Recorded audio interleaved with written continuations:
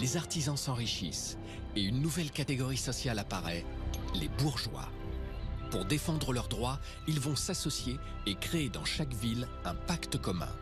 C'est ainsi que naissent ce que l'on appelle encore aujourd'hui les communes. Philippe Auguste le Ier va mesurer leur importance. Il les reconnaît comme légitimes en contrepartie de redevances.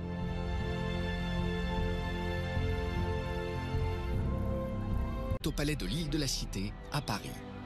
La ville n'est pas encore la capitale du royaume, mais elle compte déjà 25 000 habitants. C'est une ville médiévale, donc c'est une ville qui était assurément parfaitement insalubre, à cause du fait qu'il n'y avait pas d'égout, à cause du fait qu'il y avait des formes de promiscuité entre les lieux d'habitation et les lieux d'activité, la boucherie, les tanneurs. Les pots de chambre sont déversés dans la rue. À cette pollution humaine s'ajoutent les odeurs des animaux de basse-cour qui font office d'éboueurs.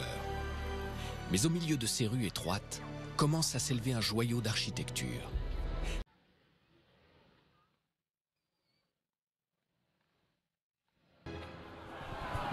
Dans la ville, il y a une autre nouveauté.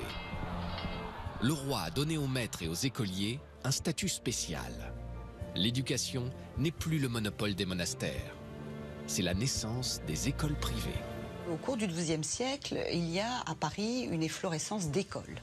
Cela va avec la croissance urbaine, avec le développement du commerce, avec un certain nombre d'éléments qui fait que l'on constate que les écoles se multiplient. Alors qu'est-ce que c'est qu'une école au XIIe siècle? C'est un maître et quelques élèves. Ces écoles sont les premiers ancêtres de nos écoles modernes. Les enfants y entrent dès l'âge de 6 ans.